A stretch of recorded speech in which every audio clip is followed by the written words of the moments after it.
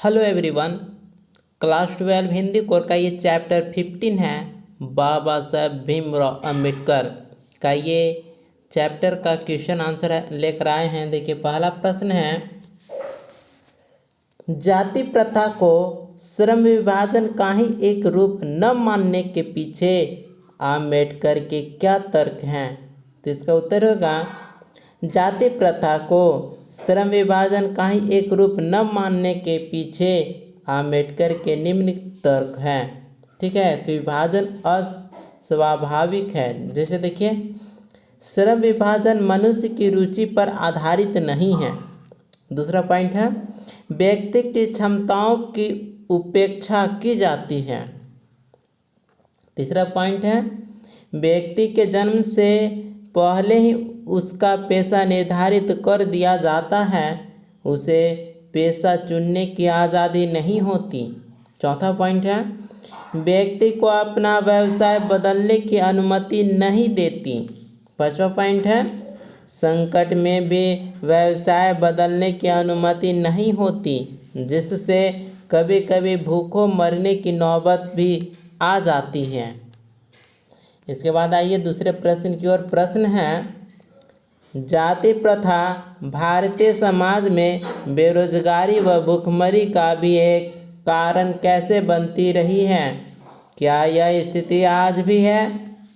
तो इसका उत्तर देखिए, उत्तर इस प्रकार होगा, जाति प्रथा पेशे का दोषपूर्ण पूर्व निर्धारण ही नहीं करती, बल्कि मनुष्य को जीवन भर के लिए एक पेशे से बांध देती है।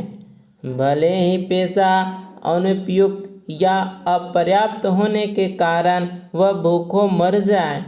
आधुनिक युग में यह स्थिति प्रायः आती रहती है, क्योंकि उद्योग धंधों की प्रक्रिया व तकनीक में निरंतर और कभी कभी अकस्मात परिवर्तन हो जाता है, जिससे के कारण मनुष्य को अपना पेशा बदलने की आवश्यकता पड़ सकती है। और यदि प्रतिकूल परिस्थितियों में भी मनुष्य को अपना पेशा बदलने की स्वतंत्रता न हो, तो उसके लिए भूखों मरने के अलावा कोई चारा नहीं रहता है। भारतीय समाज पेशा बदलने की अनुमति नहीं देता, भले ही वह अपने पैतृक पेशे की अपेक्षा अन्य पेशे में पारंगत हो। इस प्रकार पेशा परिवर्तन की अनुमति न देकर जाति प्रथा भारत में बेरोजगारी का एक मुख्य और प्रत्यक्ष कारण बनी हुई है। आज भारत की स्थिति बदल रही है। सरकारी कानून, सामाजिक सुधार व विश्व स्तर पर होने वाले परिवर्तनों के कारण जाति प्रथा के बंधन समाप्त तो नहीं हुए हैं, परंतु कुछ लचीले बन गए हैं। आज लोग अपनी जाति से अलग पेशों को भी अपना रहे हैं। इसके बाद आइए अगले प्रश्न की ओर। प्रश्न इस प्रकार से है, लेखक के मत से दास्ता की व्यापक परिभाषा क्या है? तो इसका उत्तर होगा, लेखक के अनुसार दास्ता केवल कानूनी पराधीनता नहीं है, बल्कि इसके व्यापक परिभाषा तो व्यक्ति को अपना पेशा चुनने की आज़ादी न देना है। सामाजिक दास्ता की स्थिति में कुछ व्यक्तियों को दूसरे लोगों के द्वारा तय किए गए व्यवहार और कर्तव्यों का पालन करने को विवश होना पड़ता है। अपनी इच्छा के विरुद्ध पैतृक पेशे अपनाने पड़ते हैं। इसके बाद आइए अगले चौथे प्रश्न की ओर। प्रश्न है, शारीरिक वंश परंपरा और सामाजिक उत्तराधिकार की दृष्टि से मनुष्यों में असमानता संभावित रहने के बावजूद अंबेडकर समता को एक व्यवहार्य सिद्धांत मानने का आग्रह क्यों करते हैं? इसके पीछे उनके क्या तर्क हैं? तो देखिए क्या तर्क है, से इस प्रकार से उत्तर दिया गया है। उत्तर है, शारीरिक वंश परंपरा और सामाजिक उत्तराधिकार की दृष्टि से मनुष्यों में असमानता संभावित रहने के बावजूद अंबेडकर समता को एक व्यवहार सिद्धांत मानने के पीछे तर्क देते हैं कि समाज के सभी सदस्यों से अधिकतम उपयोगिता प्राप्त करने के लिए सबको अपनी क्षमता को विकसित करने तथा रुचि के अनुरूप व्यवसाय चुनने की स्वतंत्रता होनी चाहिए।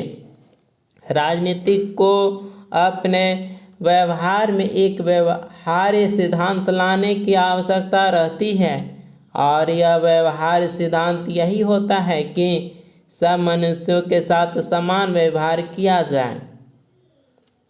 इसके बाद हम आइए 5वें प्रश्न की ओर आते हैं। प्रश्न इस प्रकार से हैं, सही में आम्बेडकर ने भावनात्मक समत्व की मानवीय दृष्टि के तहत जातिवाद व उन्मूलन चाहा है, जिसके प्रतिष्ठा के लिए भौतिक स्थितियों और जीवन सुविधाओं का तर्क दिया है।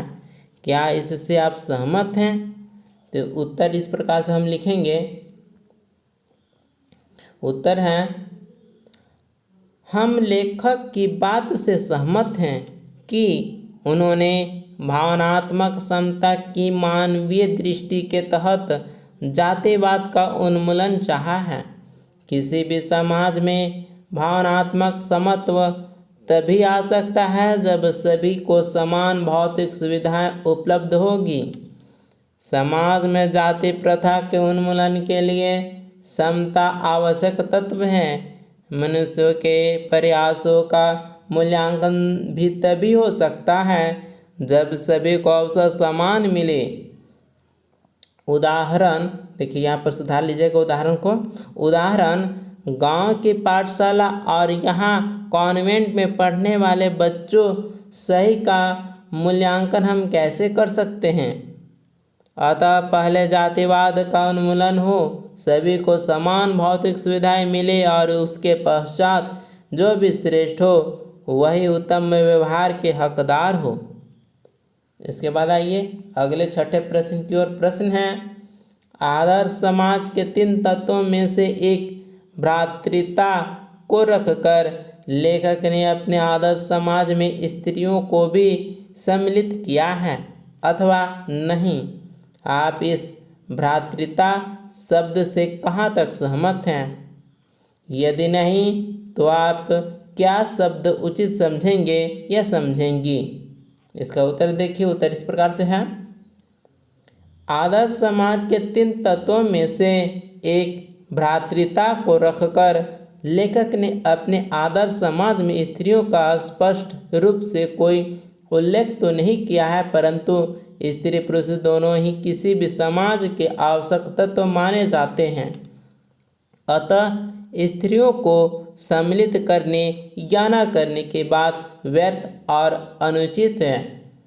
भ्रातृता शब्द संस्कृत का शब्द है जिसका अर्थ है भाईचारा।